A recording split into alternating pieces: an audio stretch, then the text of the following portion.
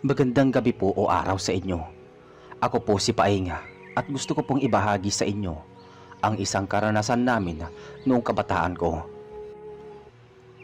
Nangyari ito sa isang baryo sa bandang Quezon taong 1986. Hanggang ngayon, hindi pa rin nawawala sa isip ko ang mga nangyari at ang mga kasama ko noon ay ganoon din ang sinasabi. Hindi nila malilimutan ang gabing yon. Noong mga panahong yon, tatlo kaming palaging magkakasama. Ako, si Arnel at si Dodong. Pare-pareho kaming binata at mahilig maglibot sa mga lugar na hindi pinapansin ng iba. Isang hapon napag-usapan naming tuklasin ang isang lumang kubo sa dulo ng baryo. Ang sabi ng matatanda, iyon daw ay dating tirahan ng isang ermitanyo na bigla na lang nawala. Sabi ni Arnel habang naglalakad kami, "Paing, sigurado ka bang doon tayo pupunta? Sabi ng lola ko hindi daw ligtas doon." Di ba mas masarap kung tayo mismo ang makakita kung may totoo ngang nakakatakot doon? Napailing si Dodong pero sumabay pa rin. "Bahala na, pero pag may nangyaring kakaiba, uuwi talaga kaagad ako." Pagdating namin sa dulo ng daan, humarap sa amin ang kubo. Halatang matagal nang walang nakatira. Nakaluhod na ang bubong, may mga damong tumubo sa gilid at ang mga bintana ay parang mata na nakamasid. Tahimik ang mga paligid, kahit mga kuliglig at palaka ay parang biglang tumigil. "Grabe, Paeng, parang hindi na ako sigurado dito," sabi ni Arnel. At sabi ko naman, "Nandito na tayo, tingnan na natin kahit sandali." Lumapit kami at dahan-dahang binuksan ang pinto. Sumalubong agad ang amoy ng amag at bulok na kahoy. Ang sahig ay may butas at sa sulok ay may mga lumang gamit, mga banggera, sirang lampara at isang lumang banig. Habang iniikot namin ang loob, biglang may kaluskos na narinig mula sa taas ng bubungan. Napatingin kami sabay-sabay. "Hayop na yan! Kala ko kung ano na!" Bigla kaming kinilabutan nang marinig ang pagaspas na parang pakpak, kasunod ng malalim na ungol. "Ano yun?" sigaw ni Arnel habang napapatras. "Huwag kayong maingay, baka tao lang yan," sabi ko naman. Ngunit sa sulok ng kubo, may nakita kaming anino na gumagalaw. Mabagal, mahaba ang hugis at parang hindi pangkaraniwan ang galaw. Nakatitig kami sa sulok ng kubo kung saan gumagalaw ang anino. Mabagal pero malinaw na papalapit ito sa amin. Hindi namin makita ang buo dahil sa dilim, pero kita namin ang mahabang daliri na nakasayad sa may sahig. Sabi ni Arnel na halos pabulong, "Paing, hindi yan tao Pare, lumabas na tayo dito, hindi maganda." Pero bago pa kami nakagalaw, biglang lumabas mula sa anino ang isang hugis na parang tao. Payat, baluktot ang likod at mahaba ang buhok na gusot. Ang mukha niya ay parang natatakpan ng anino, ngunit ang mga mata ay nagliliwanag na pula. "Hindi kayo dapat nandito." Isang paos na tinig ang lumabas pero hindi gumalaw ang bibig. Nagkatinginan kami tapos sabay-sabay na umatras. Tumama si Arnel sa isang sirang upuan at bumagsak dahilan para umalingaw-ngaw ang ingay sa buong kubo. Doon biglang sumugod ang nilalang. Ang bilis niya, parang hindi tumatama ang mga paa sa may sahig. Muntik nang mahawakan si Arnel kung hindi siya agad nakatayo. Napasigaw siya habang patakbo kaming lumalabas ng kubo. Pero hindi doon natapos. Nang makalabas kami, narinig namin bumukas ang bintana ng kubo at mula doon ay lumipad ang nilalang. Malalakas ang pagaspas, parang malaking paniki pero mas malaki ang katawan. Napasigaw ako ng, "Takbo! Takbo tayo!" sabi ko habang tumatakbo kami papunta sa daan palabas ng gulod. Naririnig namin ang mabilis na paglipad sa taas, kasabay ng kakaibang halakak, parang nang aasar. Si Dodong ay halos matalisod dahil nanginginig ang tuhod habang tumatakbo. "Paing, hindi ko na kaya." "Kunti na lang, malapit na tayo sa kalsada." Ngunit bago kami makalayo, biglang humarang sa unahan namin ang nilalang. Kita namin ngayon ang itsura niya. Mahahabang kuko, bunganga na may matutulis na ngipin at balat na kulay abo. Nakatitig siya sa amin na parabang gutom na gutom. Walang makakatakas sa kubo ng ermitanyo. Nakaharang sa daan ang nilalang. Ang mga mata nitong pula ay nakatutok sa amin at ang hininga ay parang amoy ng nabubulok na karne. Nagtago kami sa likod ng punong kahoy pero alam naming hindi yun sapat para makatakas. Si Arnel ang unang nagsalita. Nanginginig ang boses. Paing, anong gagawin natin? Wala tayong dala. Kahit ano, basta may mapulot. Hindi pwedeng wala tayong panlaban. Sabi ko naman dito. Kumuha ako ng bato at agad na inihagis sa nilalang. Tumama ito sa balikat niya pero imbis na masaktan, lalo siyang ngumisi. Sabay pakpak na umingay sa ere. Hindi niyo ako mapapalayas. Bulong niya. Si Dodong ay halos maiyak sa sobrang takot. Paing, mamamatay na yata tayo. Hindi ako makatakbo na maigi. Nanginginig ang tuhod ko. Hinila ko siya palayo at sinubukan naming dumaan sa kabilang gilid ng daan. Pero mabilis kaming hinarangan ng nilalang. Isang hampas ng kanyang kuko ang tumama sa punong kahoy at halos ito ay mabiyak. Diyos ko po naman! Sambit ni Arnela habang nakapikit. Biglang may malakas na kaluskos mula sa kabilang bahagi ng gubat. Isang matandang lalaki ang lumitaw, hawak ang isang lampara at supot na may lamang mga dahon at asin. Nakasuot siya ng lumang barong at may mahabang balbas. Lumayo kayo dyan! Malakas na sigaw ng matanda. Kumuha siya ng asin mula sa may supot at inihagi sa nilalang. Tumama ito sa balat ng halimaw at bigla itong napasigaw. Umusok ang balat na tila natutusta. Lumipad ito palayo at nawala sa dilima. Nag-iwan ng mabahong amoy sa paligid. Tahimik kami tatlo habang nakatitig sa matanda. Ang mga kamay ni Dodong ay nanginginig pa rin habang si Arnela ay hingal na hingala. Mga batang ito, bakit pa kayo pumasok sa kubo ng ermitanyo? Hindi na iyon ligtas simula nang may sumakop na nilalang doon. Napatitig kami sa kanya, hindi makapagsalita. Kung hindi kayo dumating, baka patay na kami, sabi ko naman. Matapos maglaho ang nilalang sa may dilima, nanatili kaming tatlo na tulalang nakatitig sa matandang subaklolo sa amin. Hawak pa rin niya ang lampara at supot ng asin. At ang mukha niya ay seryoso na parang sanay sa ganitong pangyayari. Hindi na bago sa akin ang mga kabataang nakikialam sa kubo. Pero bihira ang nakakaligtas. Swerte kayo. Inabutan ko kayo. Ano po ba talaga ang nandun, Lolo? Hindi yung tao sabi naman ni Arnela. Umiling ang matanda. Hindi nga tao. Matagal nang may ermitanyo na nakatira doon. 1 taong nag-iisa. At may kakaibang kaalaman. Nang mamatay siya, hindi napunta sa matinong kamay ang kanyang mga gamit. Ang kubo niya ay naging pugad ng mga masasamang nilalang. Ang nakita ninyo ay isa sa mga aswang na matagal nang nagkukubli sa lugar na iyon.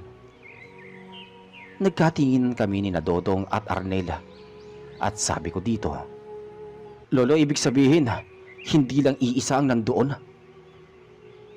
Marami sila, pero ang pinakapinuno nila ay dumating lang nang mamatay ang ermitanyo. Kaya mula noon, may mga nawawalang hayop at may mga batang nagkakasakit ng walang dahilan. Hindi ninyo dapat pinasok ang kubo.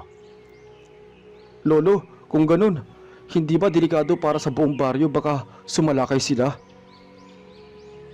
At nangyari na nga iyon, noon-noon pa. Pero kung hindi makikialam ang mga tao, hindi sila agad lalabas. Ang problema, kayo, nagising nyo sila. Tahimik kaming tatlo. Ramdam namin ang bigat ng mga salitang yun. Si Arnel ay napaupo sa lupa, hawak ang ulo. Lolo, anong gagawin namin? Kung bumalik sila, paano kami? Bantayan ninyo ang sarili ninyo. At huwag kayong magkalat ng kwento sa iba. Baka magdulot lang ito ng takot. Pero tandaan ninyo, hindi pa tapos. Babalik at babalik sila sa kubo. At kung lalo silang lumakas, baka hindi na kubo ang maging pugad nila, kundi ang buong baryo. Pagkasabi niya noon, bigla siyang tumalikod at nagsimulang maglakad palayo. Hawak pa rin niya ang lampara. Naiwang kaming tatlo, nakatingin lang. Hindi alam kung susundan ba namin siya o tatakbo pa uwi. Pagkatapos ng gabing yon, halos hindi kami nakatulog ni na Arnel at Dodong. Pagdating sa baryo, wala kaming ibang nagawa kundi ang magkunwari na parang walang nangyari. Ayaw naming isipin ng mga magulang namin na kung saan-saan kami pumupunta. Pero sa totoo lang, pare-pareho kaming nanginginig pa rin sa takot. Kinabukasan, normal lang ikot ng baryo. May mga nag-aararo sa bukid at may naglalako ng gulay at ang iba naman ay abala sa paghahanda para sa piyesta sa kapilya. Para pang kami lang ang nakakaalam ng lihim na sumasakal sa aming tatlo. Makalipas ang ilang araw, nagsimulang may mapansing kakaiba ang mga taga-baryo. Una, may mga baboy na biglang nawawala sa may kulungan mismo. Akala ng iba, ninakaw ng mga kapitbahay o ng lasenggong nagugutom. Pero nang makita ang iniwang dugo at kalat ng balahibo sa damuhan, alam naming hindi ordinaryong tao ang kumuha. Pangalawa, may batang nagkasakit ng biglaan. Wala namang lagnat o ubo, pero parang nangihina at ayaw kumain. Sabi ng albularyo, parang sinisipsip ang lakas at katawan. Doon nagsimulang kumalat ang bulong-bulungan. Bumalik na raw ang mga aswang. Isang gabi, nagkita ulit kami ni na Arnel at Dodong sa tabi ng poso. Paing, sigurado ako, galing lahat to sa kubo eh. Simula na pumasok tayo doon, parang tayo ang dahilan. Wala tayong magagawa, hindi naman natin alam eh. Pero paano kung tama si Lolo? Baka bumalik sila. Si Dodong na dati matapang, ngayon ay halos ayaw nang lumabas ng bahay pag madilim. Kung babalik sila, bakit hindi na lang tayo lumapit kay Lolo? Siya lang yata ang may alam kung paano sila labanan eh. Sabi ni Dodong. Tahimik lang kami, kasi sa totoo lang, hindi namin alam kung magtitiwala ba talaga kami sa matanda. Oo, iniligtas niya kami noon, pero hindi rin namin alam kung bakit parang sanay na sanay siya sa ganitong bagay. Kinabukasan, nagpunta ako sa palengke para bumili ng bigas. Habang naglalakad pa uwi, may narinig akong dalawang matandang babae na nag-uusap. Sabi nila nakita raw ulit yung ermitanyo, pero matagal lang patay yun, di ba? Iiwan ko nga rin pare, pero kung ako sa'yo, huwag kang lalapit sa bandaron. Nakakatakot ang lugar na yun. Napahinto ako. Alam kong matagal nang patay ang ermitanyo. Pero kung may nakakita raw ulit sa kanya, ibig sabihin ba'y hindi lang mga aswang ang nasa paligid, kundi pati ang kaluluwa ng ermitanyo. Dumating ang gabi na hindi katahimikan ang dala ng dilim.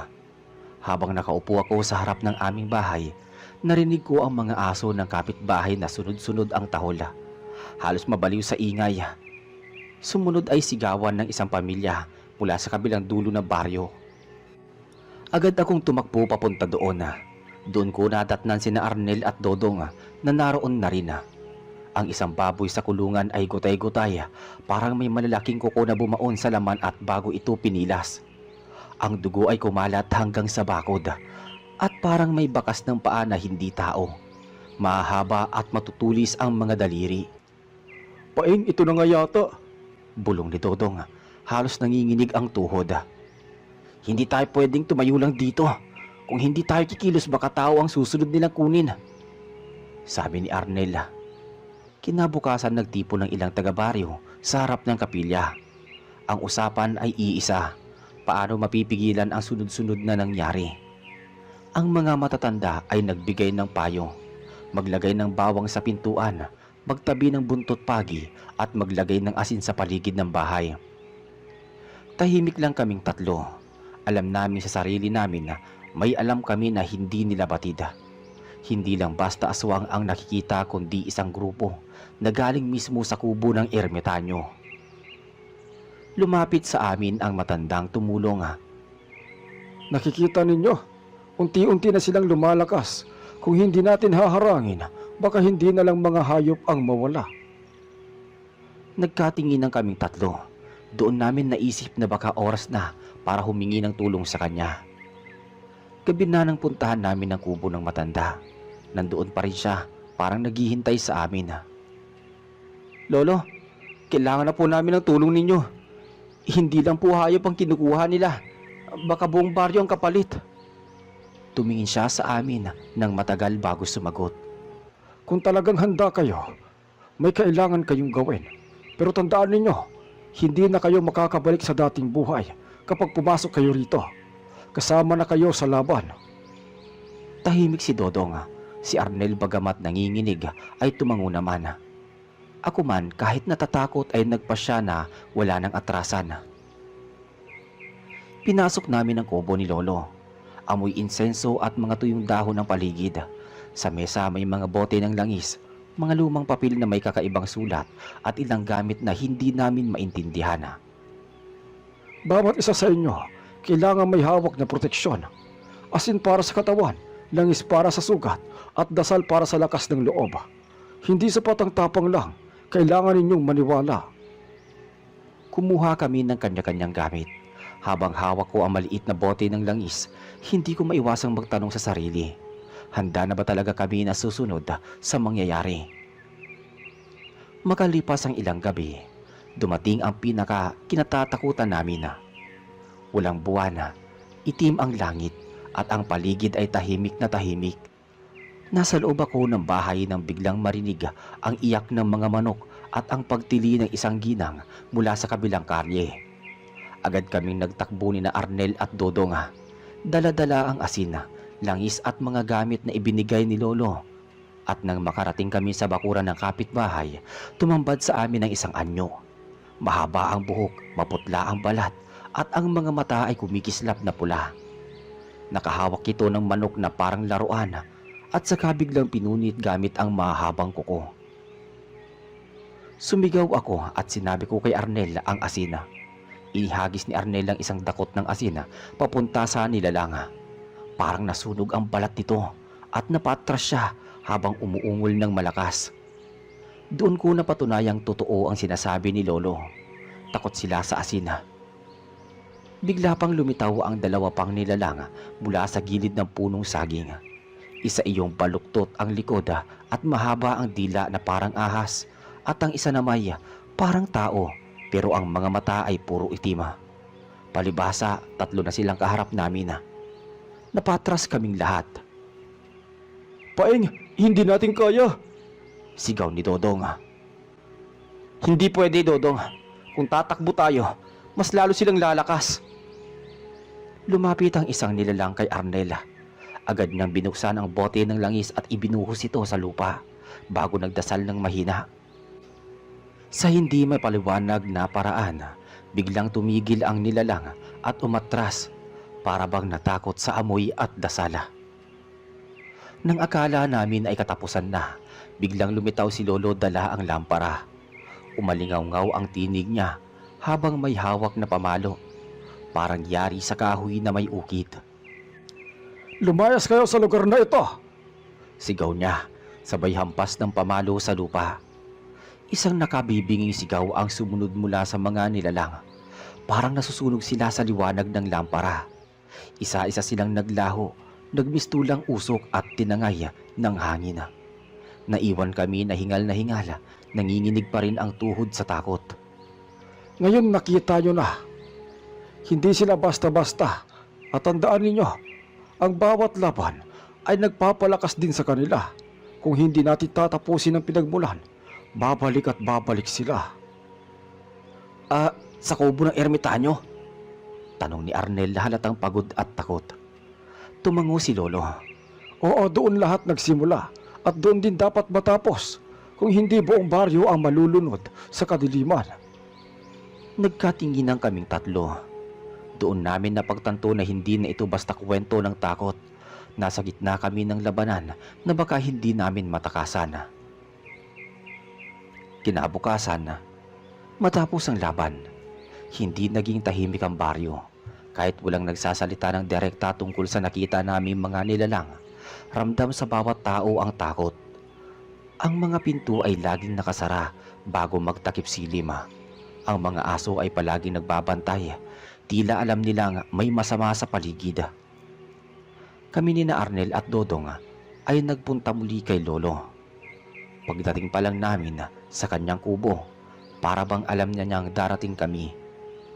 Nakahanda na ang mesa, may mga asin na nakabalot, langis na nasa bote at mga dahon na nakatali. Lolo, handa na po kami. Kung kailangan namin tapusin sa kubo, sasama kami. Mabuti, pero bago kayo pumasok, kailangan munang pagtibayin ang loob ninyo.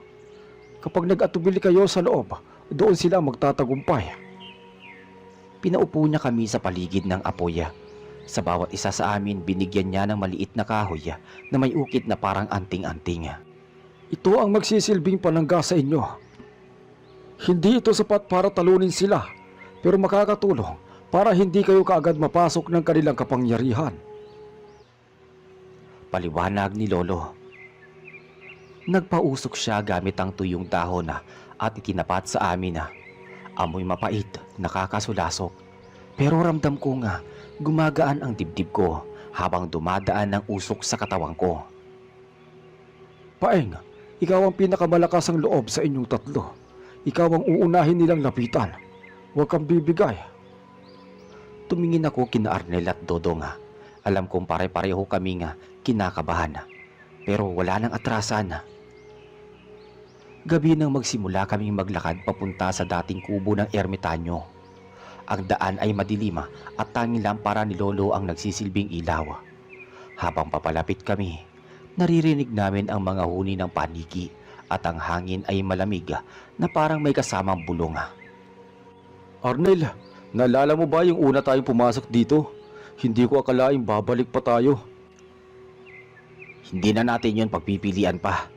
Kung hindi tayo babalik, baka pamilya natin ang kapalit. Nang makita na namin mula sa malayo ang kubo, parang mas lumaki ito kaysa sa dati. Ang bubong ay halos nakasayad sa lupa dahil sa mga baging at ang paligid ay punong-puno ng anino na gumagalaw kahit walang hangin.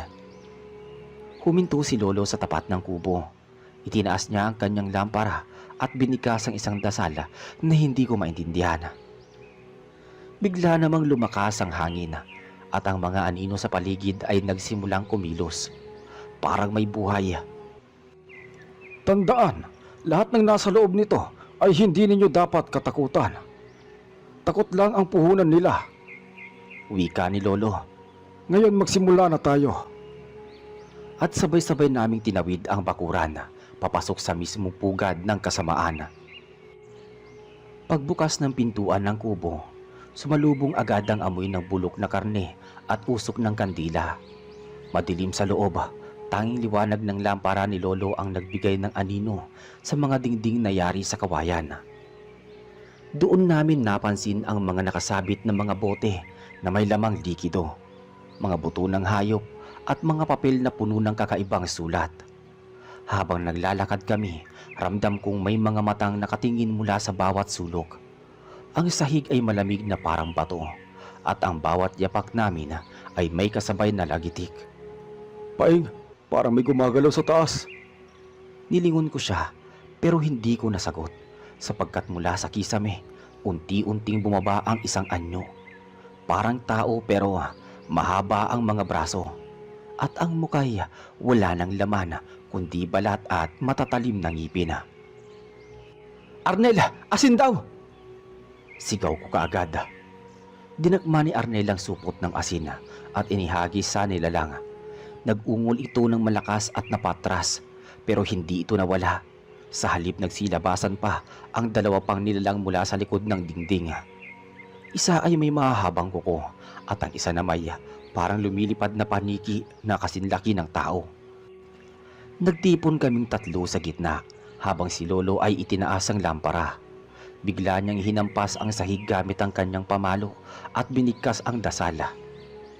Nagliyab ang paligid ng apoy na kulay asul at saglit na napaurong ang mga nilalanga. Hindi sila titigil hanggat hindi natin hinahanap ang pinagmumulan. Itinuro niya ang likod ng kubo kung saan may nakatabing tela. Dali-dali kaming lumapit at inalis yun. Doon namin nakita ang isang altar sa gitna nito. Merong isang malaking palayok na puno ng dugo at mga buto. at sa paligid ay mga ukit na simbolo. Dito sila kumukuha ng lakas? Sirain natin to bago nila tayo mapalibutan. Agad kong kinuha ang bote ng langis at ibinuhos sa palayok. Si Arnel naman ay naglagay ng asina sa paligid at si Dodong ay sumigaw habang pinupukpok ito gamit ang isang bato. Pagkabagsak ng palayok, sumabog ang malakit na dugo sa buong kubo. Isang napakalakas na sigaw ang umalingaw-ngaw. Hindi lang galing sa isang nilalang, kundi parang mula sa buong lugar. Ang mga aswang na nasa paligid ay nagwawala, pero halatang nanghihina. Hinampas ni Lolo ang pamalo niya sa ere at umapoy ito. Ngayon na, habang mahina sila. Kami sabay-sabay na humagis ng asina at langis. At mga nilalang ay nagsisigawan habang unti-unting nagiging usok hanggang sa tuluyang maglaho. Naiwan kaming lahat na hingal na hingala, nanginginig at basang-basa ng pawis at dugo. Pagbagsak ng huling nilalang, biglang tumahimik ang kubo. Wala nang ingay ng hayop, wala nang mga matang nakamasida, para bang ang lugar ay biglang nabawi mula sa kadiliman. May iniwan silang marka at kahit nasira natin ang pugad, baka may iba pang lugar na pinagkukublihan nila. Nagkatingin ng kaming tatlo ni na Arnel at Dodong. Alam naming hindi pa talaga nauubos ang mga ito, pero sa gabing yon nakahinga kami ng maluwag. Pagkatapos ng gabing yon, halos hindi ko na maalala kung papaano kami nakalabas ng kubo. Para kaming mga lantang gulay habang pauwi. Nanginginig ang katawan at mabigat ang pakiramdam. Si Arnel ay halos himatayin. Si Dodong naman ay hindi na makapagsalita. Pagdating sa baryo, sinalubong kami ng ilang kapitbahay na nagtataka kung bakit kami pawisan at maputla. Hindi na kami nagsalita at kahit si Lolo ay umiling lang at naglakad pauwi sa kanyang kubo. Kinabukasan parang muling bumalik ang normal sa baryo. Wala nang mga hayop na biglang nawawala. Wala nang batang biglang hinihika o nangihina. Ang mga aso ay tahimik na at ang gabi ay hindi na gaanong mabigat sa pakiramdam. Pero kahit pa ganoon, ramdam namin na may naiwan pa ring bakas ng nangyari. Ang mga tao kahit hindi nila alam ang lahat ay mas maingat na. Bago matulog, sinisigurong may asin at bawang sa pintuan at ang mga matatanda ay paulit-ulit na nagpapaalala na huwag lalapit sa parte ng kagubatan kung saan nakatayo ang dating kubo. Sa kabila ng katahimikan, kami ni na Arnel at Dodong ay hindi basta nakatulog. Kada gabi, may bangungot akong nararanasan. Nakikita ko ang mga mata ng nilalang, ang matatalim na ngiti at ang altar na puno ng dugo. Minsan nararamdaman kong may malamig na hangin na dumadaan sa gilid ng higaan ko, kahit sarado naman ang bintana. "Paing," sabi ni Arnel habang nagkukwentuhan kami. "Akala mo ba tapos na? Kasi ako pakiramdam ko may nagmamasid pa rin." Tinignan ko siya, tumango ako. Ganon din ako. Baka hindi lang sa kubo nagtatago ang mga yon. Minsan pinuntahan namin si Lolo para magpasalamat. Doon niya sinabi ang huling babala. Hindi sa isang lugar nakatali ang kasamaan. Ang kubo ay naging pugad nila, pero hindi ibig sabihin na wala na sila. Tandaan ninyo, ang takot ay parang apoy. Kapag pinayagan ninyo, kakalat at kakalat ito. Umiling siya bago nagpatuloy. Ang laban ninyo ay hindi pa tapos. Pero huwag kayong mawala ng lakas ng loob. Ang mahalaga, alam ninyo na kung papaano sila lalabanan. Lumipas ang mga linggo at unti-unting nakalimutan ng iba ang mga nangyari. Bumalik ang buhay sa dati. May piyesta na ulit, may palaro sa plaza at may mga nagsasayawan sa gabi. Pero kami na nakakita ng totoo ay hindi na muling naging kagaya ng dati. Bawat tunog ng kaluskos sa gabi ay nagpapaalala sa amin ng kubo. Bawat matang dumadaan sa dilim ay parang nagbabalik ng kaba. At sa tuwing Maiisip ko ang sigaw ng nilalang, alam kong hindi yun basta mawawala. Isang gabi, nagkukwentuhan kami ni Arnel sa ilalim ng punong mangga. Bigla siyang nagsabi ng, "Paeng, hindi ba't parang may mali sa pagkakakilala natin sa ermitanyo? Bakit doon sila nag-ugat? Hindi kaya may iniwan siyang bagay sa kubo?" Hindi agad ako nakasagot. Totoo, mulat sa pula, ang alam ng namin ay matandang ermitanyo ang nakatira doon na namatay ng mag-isa. Pero bakit ba tila doon sumisibol ang kasamaan? Kinabukasan, sinadya namin ni Lolo para tanungin. Umupo siya sa bangko, humigop ng tabako. At saka nagsalita. Hindi lahat ng nag-iisa ay banal, mga apo. Yung ermitanyo na yon, matagal nang may usap-usapan tungkol sa kanya. May dala siyang mga lumang aklat, mga orasyon na hindi para sa Diyos, kundi para sa mga anino. Doon sa kubo, may mga bagay siyang iniwan, mga gamit na hindi dapat makita ng kahit sino. Napatitig kami ni Arnel sa isa't isa, para bang biglang bumigat ang paligid. Nang gabing yun, hindi ko alam kung bakit pero napapayag ko sina Arnel at Dodong na bumalik kami sa lugar ng kubo. Hindi na ganoon kabuo ang ekstruktura dahil sinunog na ng mga matatanda, pero may mga abo at sira-sirang kahoy na naiwan. Tahimik ang paligid pero habang papalapit kami, parang may malamig na hangin na nagmumula doon. Tila may humuhuni sa tenga namin. Pabulong na hindi namin maintindihan. Paing, naramdaman mo ba yun? Oo, parang tinatawag tayo. Pagdating sa gitna ng abo, may nakita kaming kakaibang bagay. Hindi nasunog kahit pa sinunog na ang kubo. Isang lumang kahon na bakal, may ukit ng mga simbolo. Sinubukan ni Arnel buksan pero mahigpit at kandado. Nang hawakan ko, biglang lumamig ang mga kamay ko. Para bang kumapit ang lamig hanggang buto. Baka ito na ang iniwan ng ermitanyo. At baka ito rin ang dahilan kung bakit hindi matahimik ang lugar na to. Biglang may kumaluskos mula sa mga puno. Napalingon kami at doon namin nakita ang isang nilalang na nakatayo sa di kalayuan. Mahaba, payat at walang muka. Dahan-dahan itong gumalaw parang naglalakad pero walang tunog. "Alis na tayo!" Bulong ni Arnela. Nanginginig ang boses. Ngunit sa halip na umalis, lalo pang lumapit ang nilalang. Hindi ito tumigil at habang papalapit, mas ramdam naming bumibigat ang paligid. Agad kong kinuha ang kahon at tumakbo kami papalayo. Habang tumatakbo, dinig namin ang mga yabag na hindi naman galing sa amin. Minsan may malamig na hangin na dumadampi sa batok namin. Pagkarating sa may ilog, sakalang nawala ang pakiramdam na may sumusunod. Pag-uwi, ipinakita namin kay Lolo ang kahon. Sa una ayaw niyang hawakan, pero nang makita niya ang mga simbolo, nanlaki ang kanyang mga mata. Bakit ninyo kinuha ito? Dapat yan ay nakalibing sa abo. Hindi nyo alam kung ano ang sumpa na dala niyan. Natigilan kami. "Lolo, ano ba talaga to?" Tanong ko. Huminga siya ng malalim at tumingin sa amin isa-isa. Yan ang kahon ng ermitanyo. Doon nakatago ang mga gamit niyang itim na orasyon at mga panawagan sa mga nilalang ng kadiliman.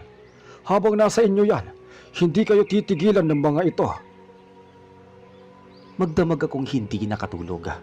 Habang nasa gilid ng papag ang kahon, pakiramdam ko ay para bang may mga matang nakatingin mula sa dilima. Narinig ko pa minsan na may pabulong na boses. Hindi ko maintindihan pero malinaw na hindi galing sa tao. Kinabukasan nagtipon kami ni na Arnel at Dodong sa likod bahay. Pare-pareho kami may kaba pero parang may nagtutulak sa amin na buksan ang kahon. "Paeng, paano kung ito lang ang paraan para matapos na ang lahat ng kababalaghan?" sabi ni Arnel. Si Dodong naman halatang takot. Pero paano kung lalo tayo mapahamak? Hindi ba sinabi ni Lolo na huwag itong galawin? Pinagdidebatehan namin pero sa huli na naigang tukso. Kumuha ako ng martilyo at binuksan ang kahon na iyon. Sa unang hampas, Wala, sa ikalawa biglang may malakas na hangin na dumampi. Kahit walang bagyo o kahit mahinang ihip ng hangin. Sa ikatlong hampas, bumigay ang bakal. Dahan-dahan namin binuksan ang kahon. Sa loob may lumang aklat, kulay itim ang pabalat at tila gawa sa balat ng hayop. May mga bote rin na may lamang likido na parang dugo at langis, at sa ilalim isang maliit na buto ng tao. Nakatali sa pulang tela. Napatras si Dodong. Diyos ko, Paeng, buto to ng tao ah. Tahimik si Arnel, nakatitig lang sa aklat. Pinilit kong hawakan ang aklat. Pagbukas ko nakasulat sa lumang Tagalog at Kastila. Mga dasal pero banala, mga orasyon para tumawag ng nilalang, mga guhit ng kakaibang hayop na hindi ko pa nakita. Ang ilan ay may pakpak, may mahabang kuko, may mga mata na parang nagbabaga. Habang binabasa ko, bigla kong narinig ang boses na malapit sa tenga ko. At ang sabi ng tinig na yon, buksan ko daw at basahin ng malakas. Nagulat ako. Tumingin sa paligid pero wala. Si Arnel at Dodong parehong nakatingin sa akin, parang may kakaibang takot sa mga mata nila. Bigla lang nagdilim ang paligid, kahit umaga pa. Parang natakpan ng makapal na ulap ang langit. Ang mga manok na kanina'y tilaok ng tilaok ay natahimik, at mula sa malayo, dinig namin ang pagaspas ng pakpak. Malalaki, mabibigat. "Paeng, isara mo na!" sigaw ni Arnel. Nanginginig ang boses. Agad kong isinara ang aklat at muling ibinalik sa kahon. Sa mismong oras na yon, bumalik ang liwanag. Pero alam naming hindi iyon basta ilusyon lang. May gumising, may nakatawag. Paglingon namin, wala na ang kahon. Nasa gitna pa ito ng mesa kanina, pero sa isang iglap, nawala. Naiwan lang ay abo. Parang sinunog sa mismong harapan namin. Natahimik kaming tatlo. Wala ni isa sa amin ang nakapagsalita ng matagal. Hanggang sa marinig namin ang boses ni Lolo mula sa likod. Mga hangal, huli na ang lahat. Hindi na ninyo mapipigil ang gising ng mga nilalang. Nakayuko si Lolo, hawak ang kanyang baston at bakas sa muka ang matinding takot. Hindi galit, kundi takot na ngayon lang namin nakita sa kanya. Matapos maglaho ang kahon at naiwan ang abo, hindi na naging normal ang mga sumunod na gabi. Halos gabi-gabi may naririnig kaming pagaspas ng mga pakpak sa bubong. May mga yapak na naglalakad sa palibot ng bahay kahit wala namang tao. Ang mga aso sa paligid walang tigil sa tahol at ungol na tila nakikipaglaban sa hindi nakikita. Si Arnel ang unang nakaranas ng matinding bangungot. Sabi niya, gabi-gabi raw may nakaupo sa kanyang dibdib. Mabigat at malamig at may boses na bumubulong. Si Dodong naman halos hindi na kumakain. Lagi siyang tulala at minsan nagigising siyang nasa harap ng pinto kahit hindi niya alam kung papaano siya nakalabas ng higaan. Ako man, hindi nakaligtas. Isang gabi nakita ko sa may salamin ang aking sariling anyo, pero ang mata ko ay pula at ngising aso ang labi. Pagkurap ko normal na ulit pero hindi ko makalimutan ang itsura. Dahil sa pagtindi ng nangyayari, muling kinausap namin si Lolo. Nakaupo siya noon sa bangko, hawak ang kanyang rosaryo.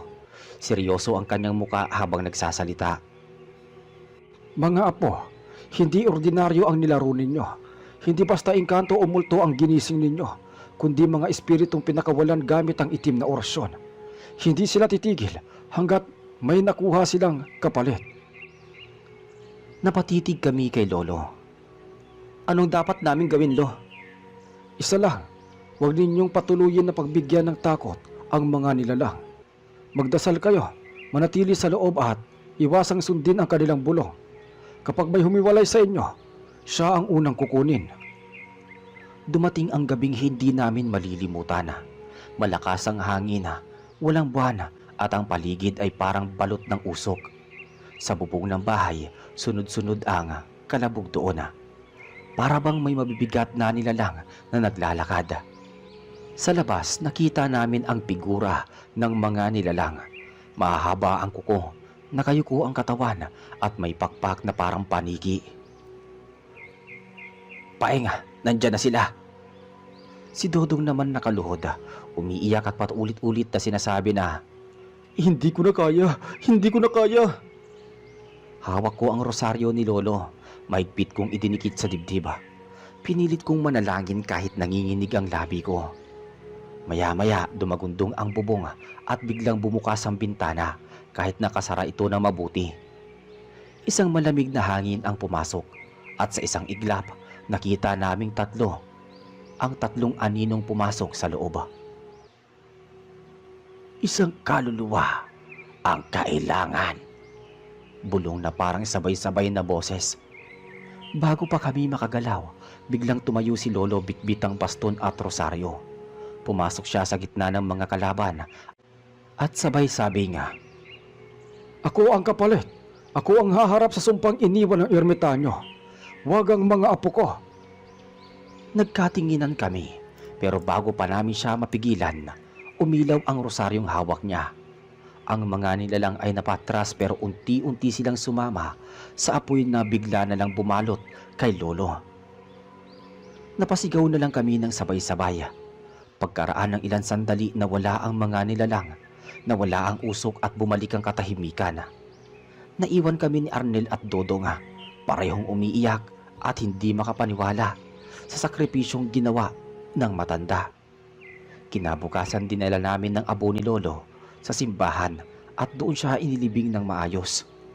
Ang lugar ng kubo ng ermitanyo ay tuluyan ng iniwasan ng buong baryo.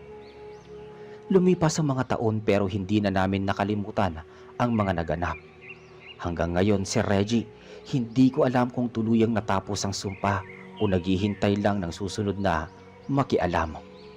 Ang malinaw lang, binayaran ni Lolo ang pagkakamali namin. At sa tuwing makakarinig ako ng kaluskos sa dilima o pagaspas ng pakpak, naaalala ko ang gabing yun. Ang gabing muntik ng kitilid ng mga nilalang, ang buhay namin. At dito po natatapos ang ating kwento. Muli ang inyong lingkod, ako si Reggie, ang inyong narrator, dito sa ating channel na Kwentuhan Tayo.